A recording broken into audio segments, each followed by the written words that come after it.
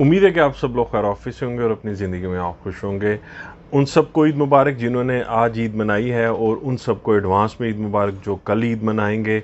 पुर्तगाल के अंदर भी इस दफ़ा 2 ईदें हो गई हैं। एक आज नमाज़ पढ़ी गई है ईद की, और एक सेंट्रल मस्जिद है यहाँ पे। यानी अगर मैं ये बहुत सारी जो भी कुछ मस्जिदें हमें यहाँ पे मुयस्सर हैं, इनसे पहले अगर मस्जिद थी तो वो वही थी जो सेंट्रल मस्जिद पुरानी मस्जिद है यहाँ पे। उसी के ऊपर लोग सारा कुछ फॉलो करते थे, और उस मस्जिद ने कह दिया था कि 29 जून को वो ईद की नमाज़ पढ़ाएंगे मस्जिद के अंदर। बड़ी मस्जिद है वो। हम उसके साथ ही मतलब पढ़ते हैं, और हम यानी मैं और बहुत से लोग और कल नमाज़ पढ़ेंगे 29 जून को। तो आप सबको एडवांस में ईद मुबारक जो 29 को करेंगे। ये वीडियो नेशनैलिटी के बारे में है। जो सेफ ने एक फ़िगर जो हैं वो उन्होंने पब्लिश किए हैं, और उसके बारे में उन्होंने 2022 के अंदर वो कहते हैं कि 37% लोगों की रिक्वेस्ट जो हैं वो ज़्यादा बढ़ी हैं कंपेयर टू 2021 के अंदर।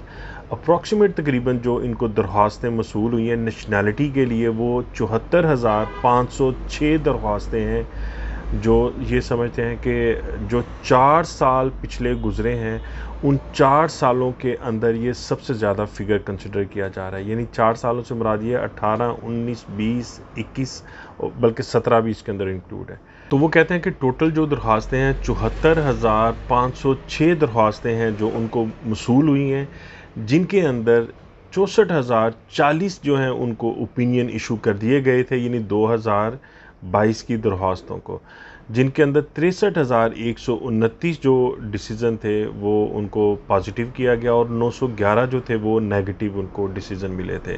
जिन्होंने सबसे ज़्यादा दरख्वास्तें दी नेशनैलिटी के लिए, उनके अंदर आप हैरान होंगे कि ब्राज़ील के लोग सबसे टॉप पे नहीं हैं। उसके अंदर सबसे टॉप पे हैं इसराइल के लोग, जिन्होंने 20,975 एप्लीकेशंस जमा करवाई नेशनैलिटी के लिए। इसके बाद ब्राज़ील के लोग हैं जिन्होंने 18,591 जमा करवाई दरख्वास्तें। इसके बाद कैप वर्द के लोग हैं जो 3,662 दरख्वास्तें उन्होंने जमा करवाई। ब्राज़ील के बारे में आपको थोड़ा सा मैं अपना ओपिनियन देता हूं कि क्यों इनकी नेशनैलिटी की रिक्वेस्ट इंक्रीज़ हो रही हैं। आप सबको पता है कि पुर्तगाल के अंडर आता था ब्राज़ील, और पुर्तगीज़ वहाँ पे मौजूद थे, यानी वो पुर्तगाल का एक हिस्सा कंसिडर किया जाता था, इसलिए वहाँ पे अभी भी पुर्तगीज़ ही बोली जाती है। अब क्या है कि वहाँ के हालात इतने अच्छे नहीं हैं सिक्योरिटी के हवाले से। यहाँ पर वो आते हैं ब्राज़ील के लोग, वो भी ये चीज़ बताते हैं कि वहाँ पे इतने अब सिक्योर हालात नहीं हैं आपके मतलब एक नॉर्मल मूवमेंट के लिए। तो क्या होता है कि वो अब अपने जो कनेक्शन है वो पुर्तगाल के साथ ढूंढ रहे हैं। अब देखें, आप किसका दिल करता है कि यहाँ पे आके 5 साल वो रगड़े, और रगड़ने के बाद फिर वो अपनी नेशनैलिटी की रिक्वेस्ट डाले, फिर जाके कहीं वो करे। तो आप खुद सोचें कि अगर आप अपने घर के अंदर बैठे हुए, जहां आपका घर है, अपने कमरे, घर, मुल्क के अंदर, दोस्तों, फैमिली के अंदर बैठे बैठे आपकी नेशनैलिटी हो जाए, और आपको क्या फ़र्क पड़ेगा? वो साल लगता है, 2 साल लगता है, क्या फ़र्क पड़ना है भाई? जब भी आ जाएगी, बस बात खत्म। तो यही सीन अब ब्राज़ील के साथ हो रहा है। वो क्या कर रहे हैं कि अगर एक पोती है, पोती पोता, जिसको पोतरी और पोतरा कहते हैं, दोतरी और दोतरा एक पंजाबी के वर्ड हम यूज़ करते हैं, तो उनको ढूंढ रहे हैं। और उनकी एज ये नहीं है कि वो 5-10 साल के बच्चे हैं, वो 80-90 साल की पोतरियां पोते हैं, जिनके दादा प्यो जो थे वो उनके पुर्तगीज़ थे। उनको तो कोई शौक नहीं है, मतलब जो 80 साल की एक खतून है या 90 साल का एक बाबा जी हैं, उनको तो कोई इंटरेस्ट नहीं है पुर्तगाल की नेशनैलिटी के साथ। उन्होंने कहा भैया वैसी एज गुजार दी है। अब ये कौन करवा रहा है? जो वहाँ की यंग जनरेशन है, जिनके कनेक्शन बनते हैं दादा दादी के साथ जाके बनते हैं, या जिनके बाप थे, वो क्या कर रहे हैं, उनकी नेशनैलिटी की रिक्वेस्ट, क्योंकि वो एलिजिबल हैं, वो अपनी नेशनैलिटी की रिक्वेस्ट वहाँ से ही DHL करवाते हैं, यहाँ पे भेजते हैं, जो असेस होती है। जब वो 2-2.5 साल का टाइम है, लेकिन उनको क्या फ़र्क पड़ना है, क्योंकि वो अपने घर के अंदर मौजूद है, उनको कोई इससे फ़र्क नहीं पड़ता।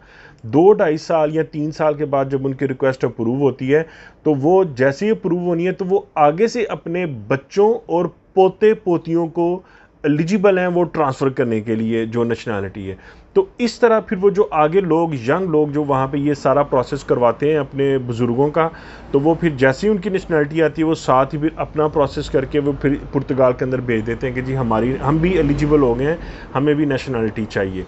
तो ये एक मेजर रीज़न आ रहा है इंक्रीज़ का आपकी नेशनैलिटी की रिक्वेस्ट्स के अंदर, क्योंकि अगर मैं डाटा पढ़ूं जो इमिग्रेशन ने ये वाला दिया है कि कितने % लोग जो हैं ये 5 साल रेजिडेंस के ऊपर यहाँ पे नेशनैलिटी अप्लाई कर रहे हैं। सेफ ने ये बताया हमें, वो कहते हैं कि इसमें से बहुत थोड़े लोग थे जिन्होंने नेचुरलाइजेशन यानी टाइम ऑफ रेजिडेंस के ऊपर नेशनैलिटी यहाँ पे जमा कराई थी। वो एक बड़ी इंपॉर्टेंट बात इसके अंदर कहते हैं कि ये जो प्रोसेस हम आपको बता रहे हैं, इनमें से large number of foreign citizen who not being residents in the national territory, वो ये क्लियरली बता रहे हैं कि इनमें से बहुत सारी ऐसी दरख्वास्तें मौजूद हैं कि जो लोग यहाँ पे रह ही नहीं रहे और वो वहाँ से अपनी दरख्वास्तें भेज रहे हैं अपने अपने मुल्कों से। जैसे मैंने आपको ब्राज़ील की एग्जांपल दी, तो यही एक फ़ैक्ट दूसरे मुल्कों के अंदर भी कंसिडर किया जाता है कि वो अपने मुल्कों के अंदर बैठ के आराम से तसल्ली से फैमिली खाना पीना सब मज़े से और वहाँ से बैठ के वो नेशनैलिटी की दरख्वास्तें यहाँ पे डाल रहे हैं। उसकी रीज़न सिर्फ ये है कि वहाँ के जो हालात हैं वो इतने अच्छे नहीं हैं इन मुल्कों के, क्योंकि किसको पता था कि भाई 10-20 साल 30 साल 40 साल या 50 साल बाद मुल्क के क्या हालात होंगे। तो अब यूरोप जो है ये एक पावर है, आप सबको पता है इस चीज़ में वर्ल्ड पावर एक समझी जाती है, तो पुर्तगाल का पासवर्ड तो बहुत पावरफुल है। बाकी ये चीज़ है कि जो नेचुरलाइजेशन के ऊपर करते हैं यानी रेजिडेंस के ऊपर करते हैं यहाँ पे, जिनका टाइम यहाँ पे काउंट होता है, ये सबसे फास्टेस्ट तरीन प्रोसेस है पुर्तगाल के अंदर। नेशनैलिटी जब आप जमा करवा देते हैं उसके बाद जब वो क्लियर होती है तो ये सबसे फास्ट तरीन। सबके लिए बहुत सारी गुड लक। 12 किसी वीडियो के अंदर आपसे मुलाकात होगी। अपना बहुत सारा ख्याल रखिएगा, जहाँ भी रहें खुश रहें सलामत रहें। बहुत शुक्रिया आपका।